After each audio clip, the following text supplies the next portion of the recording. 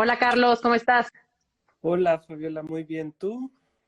Muy bien, también muchas gracias por participar en esta primera charla Smart. Buenas tardes. Qué bueno, muchas gracias. Pues muy Pues bien, Carlos. Pues mira, si quieres, bueno, estaba yo platicándole a la gente que nos está viendo, a toda la audiencia que se va sumando, de la importancia, ¿no?, de realizar estas charlas, hoy particularmente contigo, que colaboras en UNESCO y que, bueno, pues tienes a tu cargo todos los temas referentes o la mayoría de los temas referentes a la cultura, que sin duda la cultura, pues es algo que forma parte de nuestras vidas en todo momento, ¿no? A mí me encanta ver cómo la gente ahora mismo que está confinada recurre a la cultura, recurre a los libros, recurre a la poesía, recurre a la pintura, recurre a ver óperas en línea, conciertos. Entonces nos damos cuenta de que la cultura es pues sumamente importante y desafortunadamente es uno de los sectores que más afectado se ha visto en, pues con todo el tema de la pandemia, ¿no? Cientos de lugares, museos que han tenido que cerrar, conciertos que se han suspendido, actores, actrices, músicos que se han quedado sin trabajo. Entonces, pues nos parece muy importante poder platicar contigo de este tema, la cultura en tiempos de pandemia, y pues poder debatir sobre el escenario en el que tendrá que estar México y América Latina en, pues desde ya y de aquí en adelante, ¿no? pues sí, muchas gracias por la invitación. Para nosotros es un honor ser quienes inauguramos estas charlas Smart City. Te cuento, digo, tú ya lo sabes, pero hay gente que no tiene por qué saberlo, pero la UNESCO es la Organización de las Naciones Unidas para la Educación, la Ciencia y la Cultura. Entonces tiene todo este rango de acción que es muy grande, educación, ciencia, cultura y también comunicación. Y como parte de la cultura, nosotros tenemos, bueno, el tema de las ciudades es un tema transversal para todos nuestros sectores. Y, por ejemplo, para cultura tenemos una red importante que es una red internacional de ciudades creativas y que es una red que busca justamente poner a la cultura y a la creatividad en el centro de la política pública.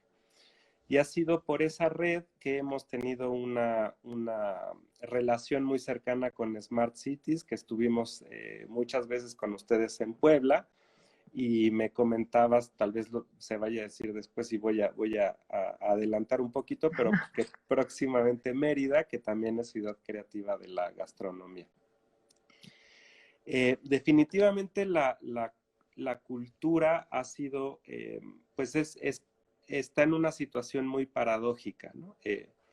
Porque por un lado ha sido una de las grandes aliadas de la sociedad, de las grandes aliadas de las autoridades sanitarias, y al mismo tiempo ha sido una de las más afectadas por la pandemia. La afectación que ha tenido la COVID-19 a la cultura se puede ver en dos términos. En primero, porque ha afectado a toda la actividad cultural por completo. Por ejemplo, el tema de la conservación y el manejo del patrimonio cultural, ¿no?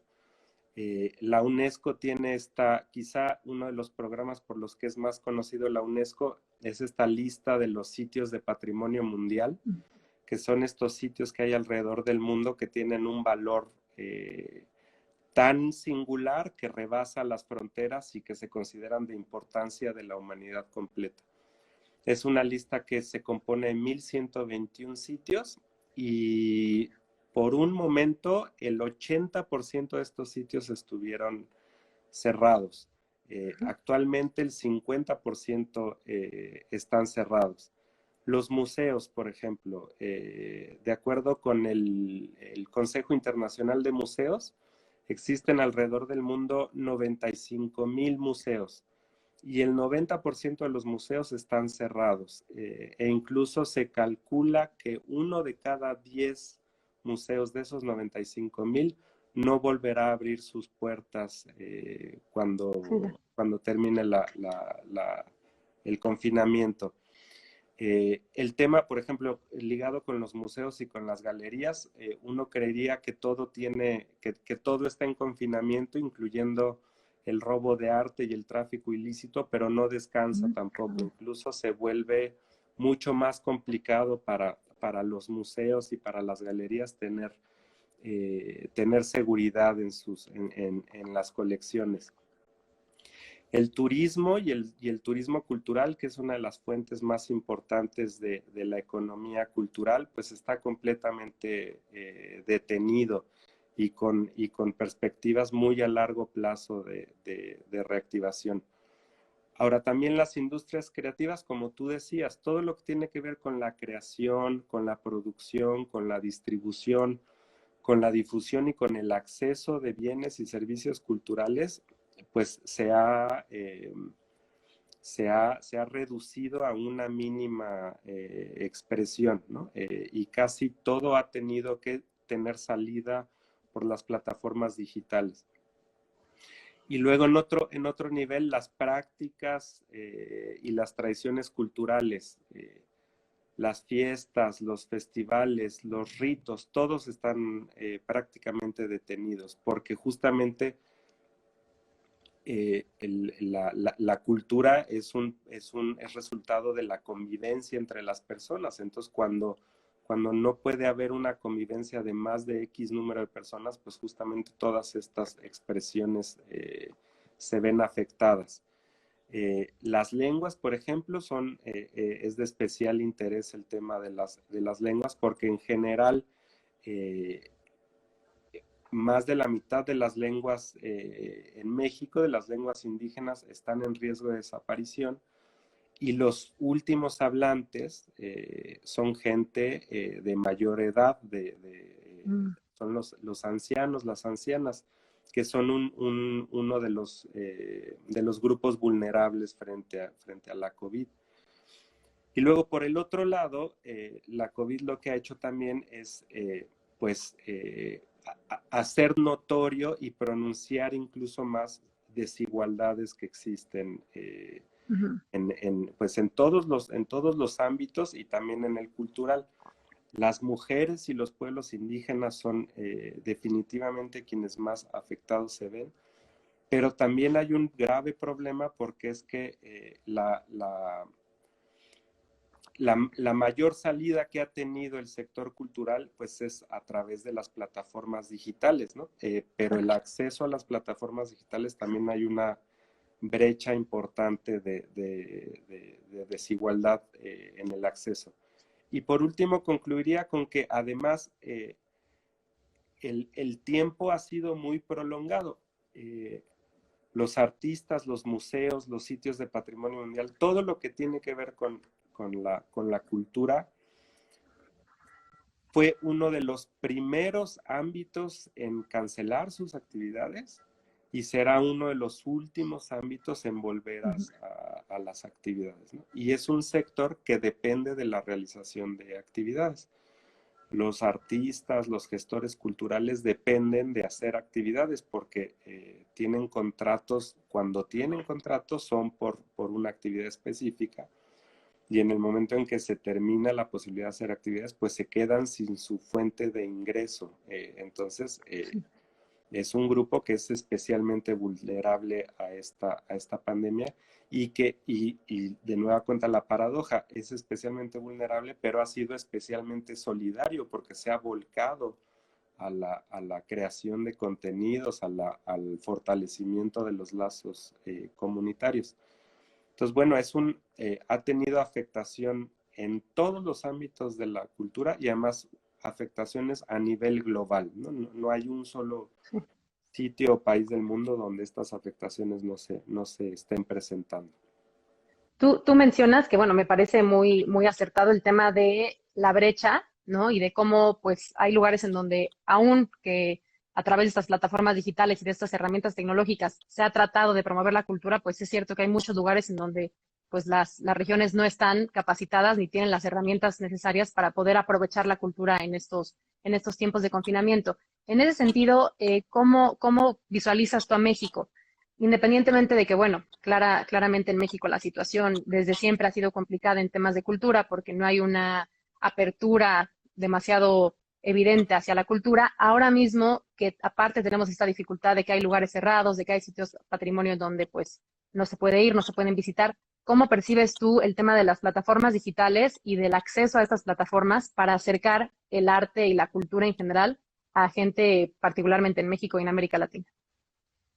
Pues mira, como UNESCO México, una de las primeras acciones que llevamos a cabo fue establecer una plataforma como para poder, UNESCO tiene, como tiene estos 5 sectores que son en sí mismos ya son universos, educación, cultura, ciencia, tenemos muchísimos socios, como lo que mencionaba de las redes de ciudades creativas, hay otra red de ciudades del aprendizaje, hay una red de ciudades en contra de la xenofobia y el racismo, hay cátedras UNESCO, es decir, las capacidades en México instaladas que tienen que ver con UNESCO son amplísimas.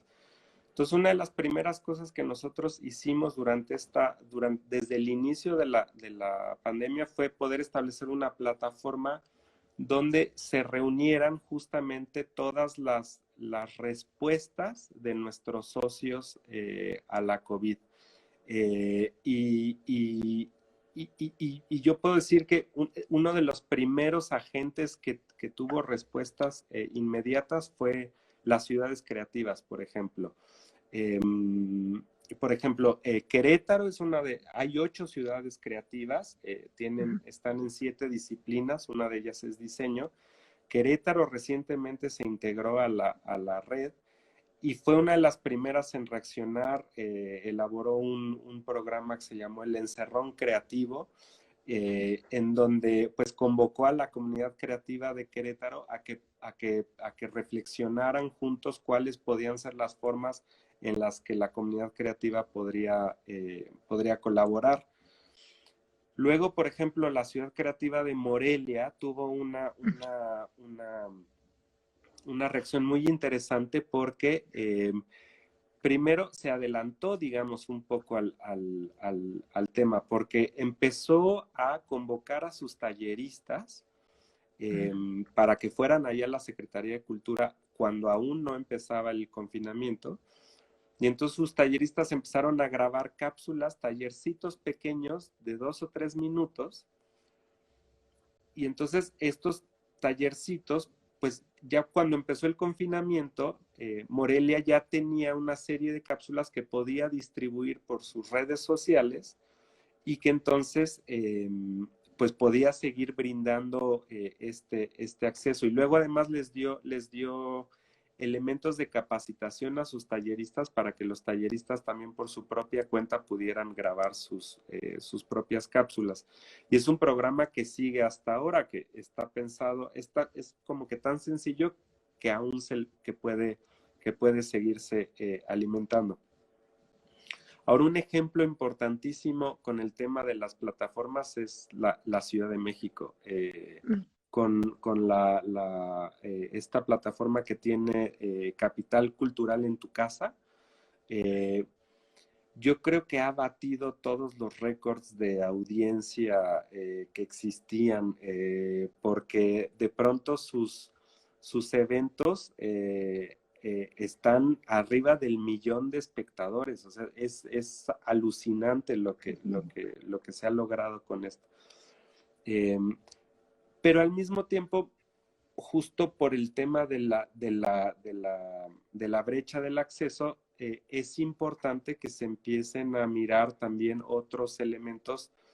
Por ejemplo, la radio, es muy importante la radio y la televisión, ¿no? Que son medios donde naturalmente la radio, pues naturalmente en la cultura ha estado naturalmente en la radio, pero son medios en donde se puede todavía promover un acceso muchísimo más amplio. Perfecto. Bueno, UNESCO tiene, evidentemente, pues por estar particularmente tú con todos los temas referentes a la cultura, ha hecho varias iniciativas y ha promovido varias acciones. No sé si nos puedas platicar un poquito, por ejemplo, de este movimiento Resil Art, que tiene que ver con la resiliencia y el arte y cómo es que lo han ido promoviendo, impulsando y demás. Sí, bueno, Resiliart es un movimiento global que se gesta a nivel internacional y que tiene el principal objetivo es visibilizar la situación del sector cultural durante la pandemia. Visibilizar justamente esta contradicción entre la importantísima función que tiene la cultura y que tienen los artistas y que tienen los gestores culturales para promover procesos de resiliencia y para promover, son una parte importantísima de nuestra estabilidad emocional, nuestra estabilidad psicológica, nuestra estabilidad social. Eh, entonces, para visibilizar la importancia que tienen como tales, pero también el grado de vulnerabilidad en el que se encuentran. Eh, Mm, es importante comentar que la vulnerabilidad del sector no es a partir de la COVID-19. La COVID-19 agrava el tema porque esta condición que tienen los artistas en donde tienen un difícil acceso a seguridad social, eh, a contratos de largo plazo, es una condición que existe previa a la COVID, pero con la COVID se vuelve extremo el asunto. la situación, sí. Y es importante señalar que es una condición mundial, es un reto mundial. Aún los países donde hay mayor normatividad y mayor regulación para la condición social de los artistas, aún esos países se han dado cuenta de que necesitan una mayor amplitud. Entonces, Resiliar pues es un movimiento a partir de conversatorios. La idea es que UNESCO lo inicia, pero la idea es que no sea exclusividad de UNESCO. La idea es que donde haya un grupo de un gremio, una institución cultural, un municipio, un estado que quiera hacer una reflexión en torno a esta paradoja y que quiera proponer respuestas, que haga su propio evento de Resiliar. Entonces, lo único que se requiere es que se pongan en contacto con nosotros para que nosotros les demos la guía básica de preparación de un evento Resiliar y para que posteriormente les damos un formato para que posteriormente también lo llenen y nos lo envíen, porque sí la idea es que esta reflexión que es mundial pueda tener insumos de todas partes y con este reporte que se hace de cada uno, pues que se pueda alimentar esta reflexión mundial. Se han llevado varios a cabo. Hubo uno primero de arranque, el 15 de abril, que además es el Día Mundial del Arte, que además es la primera vez que se celebra como un Día Mundial de la UNESCO, que se celebró por fue México y otro país que ahora no recuerdo, pero México fue promotor de la iniciativa de que se celebrara el Día Mundial del Arte. Es el día del nacimiento de Da Vinci, y entonces inició con un conversatorio mundial, y luego ya en todos los países que son parte de la UNESCO, pues se han llevado a cabo. En México, Morelia fue quien hizo el primer Resiliart, y además no se conformó con uno, hizo 5 Resiliarts. Y entonces empezó con una reflexión regional de Latinoamérica, luego llevó la reflexión a nivel nacional y luego la llevó a nivel regional, pero dentro del país, centro-occidente, y luego a nivel municipal. Entonces, tiene un enfoque muy, muy ambicioso porque abarca como que territorialmente una parte importante. Y están en planes llevarse a cabo otros Resiliarts. Perfecto, perfecto, Carlos. Me gustaría a mí, bueno, aprovechando que estamos aquí teniendo estas conversaciones tan interesantes y tan relevantes, invitar a la gente que que está viéndonos ahora mismo a que si quieren hacer alguna pregunta, si te quieren preguntar algo referente pues a estas temáticas que claramente dominas, que por favor lo hagan, que intervengan. La idea de estas charlas Smart es justamente pues tener el feedback de la audiencia y de la gente que nos está siguiendo y poder entender pues cuáles son las sensaciones, las preguntas, las dudas de nuestra audiencia. Entonces, bueno, en lo que se animan a preguntarnos, me gustaría también saber cómo visualizas tú la nueva normalidad. Se habla mucho, ¿no?, de la nueva normalidad. ¿Qué tanto crees que esta nueva normalidad realmente va a modificar la cultura como hasta ahora se consumía? ¿Y en qué medida crees que en realidad nada más va a ser una etapa pequeña de ajuste y que eventualmente pues las cosas van a retomar su cauce normal? Ya vi que nos hicieron una pregunta, ahora la contestamos después de que nos respondas esta. Yo creo que no hay vuelta atrás en varias de los planteamientos que surgen a partir de la pandemia. Este, Me parece que una de las cuestiones en las que no hay vuelta atrás es que la aceleración hacia la transición de lo digital difícilmente se va a detener. Yo me imagino que todas estas plataformas que fueron creadas, que en un principio fueron creadas como medida de emergencia, yo creo que ya no van a desaparecer. Okay.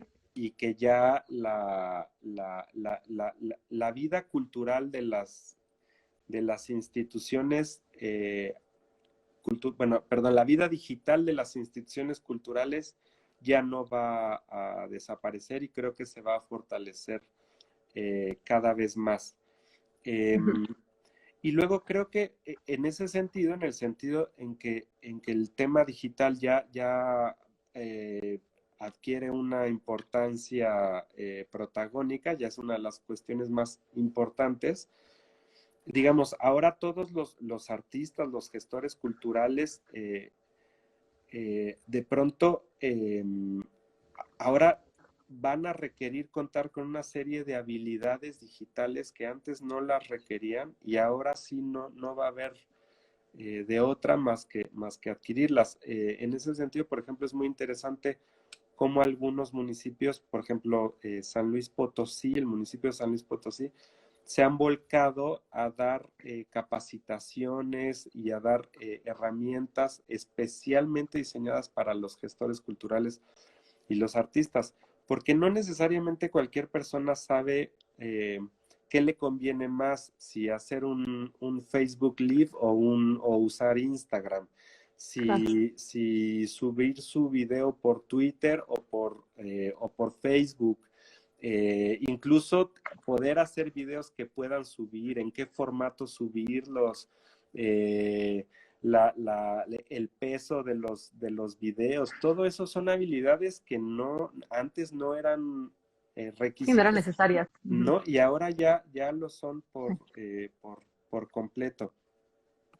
sí. Este, y la otra cuestión es que este tema del mundo digital va a cambiar mucho y que esto es importante porque pocas veces en la cultura pocas veces se piensa a nivel de cadena de valor, pero el tema digital cambia radicalmente las cadenas de valor, ¿no? Por ejemplo, ahora los artistas, los conciertos de música, los músicos,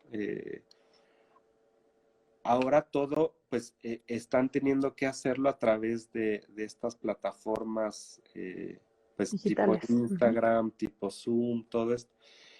Y ahora puede ser que vuelvan a tener estos medios de producción, que se vuelvan a apropiar de estos medios de producción. Ya no necesitan la sala, ya no necesitan, ahora tienen directamente la sala. Pero eso genera otros problemas, porque, por ejemplo, todos los utileros, los escenógrafos, los sonidistas, Se iluminadores, quedan todo esto desempleados. se queda afuera. Sí, Entonces, sí, sí. hay que hacer un análisis a nivel de cadena de valor y hay muchas que van a cambiar radicalmente y es difícil como poder hacer un pronóstico muy preciso. Pero por lo menos en lo que tiene que ver con el robustecimiento de la vida digital de las instituciones culturales, yo creo que no hay vuelta atrás. Sí, sí, yo coincido contigo totalmente. Yo creo que el tema de las plataformas digitales llegó en este momento porque fue la única manera de mantenerse a flote, pero sí seguramente va a permanecer. Digo, vivimos en un mundo ya con mucha tecnología y yo confío y creo, porque también es cierto que la experiencia artística y la vivencia de ir a un lugar, a un teatro y ver una ópera o ver un concierto es muy distinta a verla a través de estas plataformas. Entonces, bueno, confiamos en que se van a mantener tanto las plataformas digitales como la experiencia, digo, evidentemente en un plazo eventual, no ahora mismo, pero pues la experiencia de ir en vivo a todo esto, ¿no? Nos preguntan aquí, perdón que lo lea desde otro teléfono, pero es que aquí es donde me llegó la pregunta. Nos pregunta Greco García, bueno, nos dice que le gustaría trabajar de la mano de UNESCO proyectos culturales sustentables, que si es contigo o con quienes con quien directamente tienen que acercarse. Puede ser conmigo, depende porque el tema de la sustentabilidad y de la sostenibilidad, alguna de estas dos formas, pues puede ser en cualquier ámbito, puede ser educación, con educación para el desarrollo sostenible o educación ambiental, o puede ser un tema de cultura que tenga que ver con prácticas tradicionales y biodiversidad, o puede ser un tema de conocimientos tradicionales, puede ser con varios, pero lo que a cualquier interesado pueden escribir un correo a mexico@unesco.org. Ahí recibimos Ok. cualquier tipo de comunicación, interés, invitación, lo que sea. Perfecto, perfecto, pues para que te contacten a ti o a la persona que esté encargada en esa área y bueno, puedan colaborar seguramente de la mano. Pues me gustaría ya cerrar. La idea de estas charlas es también que sean breves, ¿no? Que no nos quedemos aquí muchísimo tiempo. Sin duda hay mucho de qué hablar y es un tema pues que tiene gran importancia y gran trascendencia, sobre todo en este momento. A mí particularmente me parece muy interesante cómo en estos días y en estos meses en los que claramente estamos viviendo una situación atípica y una situación a la que no estábamos preparados para enfrentarnos. La cultura pues ha formado parte de una u otra manera de nuestras vidas y de nuestros días y creo que eso es pues muy importante. Entonces te agradezco mucho, Carlos, la plática. Me gustaría que nos comentaras, como bien decías al inicio, UNESCO siempre ha estado muy de cerca del Smart City Expo Latam Congress, siempre ha colaborado con nosotros. Efectivamente, tenemos la intención de realizar el evento en octubre, 13, 14 y 15 de octubre de este año en Mérida, Yucatán. Estamos muy emocionados, la verdad estamos muy contentos. Va a ser un evento pues en el que claramente se van a tener que enfrentar situaciones pues que no estaban contempladas, ¿no? Porque al final pues será un evento que tendrá un híbrido entre la parte remota y la parte presencial. Entonces, bueno, estamos muy emocionados por lo que va a implicar el evento, por los retos, por las temáticas que van a estar muy enfocadas en temas de resiliencia, en temas pues, de educación, en todos estos temas que ahora han tomado gran relevancia. Y me gustaría que nos compartas para cerrar de qué manera la UNESCO está pensando participar este año como aliado en el Smart City Expo Latam Congress. Bueno, para empezar, pues tenemos ahí una ciudad creativa, que es Mérida, ciudad creativa de la gastronomía. Entonces ya desde ahí podemos tener ya una participación en alianza con el municipio de Mérida, con la Secretaría de Cultura y la Secretaría de Turismo, que son grandes amigos nuestros. Y a nosotros la alianza con Smart City es muy importante porque eh, eh, eh, más de la mitad de la humanidad vive en ciudades y cada vez serán tres cuartas partes. Entonces, las ciudades, si las respuestas a los desafíos más importantes de la humanidad están en las ciudades. Entonces, por eso es que es un tema que nos importa muchísimo, es un tema central para nosotros y la alianza con organismos importantes como Smart Cities para trabajar. No podemos, algo que ha dejado muy claro la COVID es que solos y solas las Claro. instituciones no pueden, se necesitan alianzas. La Entonces, unión hace la fuerza. exacto. Nosotros por eso celebramos este tipo de uniones con ustedes. Pues muchas gracias, Carlos. También para nosotros es un gusto llevar ya varios años colaborando con ustedes y tener la certeza de que seguiremos colaborando con ustedes y de que cada año pues se hacen distintas cosas y se hacen distintas acciones y se toman distintas iniciativas, todas ellas enfocadas, por supuesto, a mejorar la calidad de vida tanto de los ciudadanos en México como de los ciudadanos en toda América Latina. Entonces, te agradezco mucho. No sé si quieres decir algún mensaje antes de despedirnos. No, muchas gracias. Que la cultura somos todas y todos y la cultura depende de todas y de todos. Totalmente. Pues muchas gracias, Carlos. Invitarte a ti, por supuesto, a todos nuestros seguidores, a que nos sigan viendo. Como comentaba al inicio, esta es la primera de muchas charlas Smart que vamos a estar teniendo de manera bimestral. La siguiente, pues ya la anunciaremos a través de nuestras redes, a través de nuestros medios, para que estén pendientes. Muchísimas gracias a todos por formar parte hoy de este live, que creo que fue muy enriquecedor. Gracias también al equipo tanto de UNESCO como de FIRA Barcelona México, que nos apoyó en todo el tema de las plataformas y de conectarnos y del ensayo y demás. Y pues nada, estamos en contacto, nos vemos pronto y muchas gracias. Gracias, adiós. Adiós, gracias.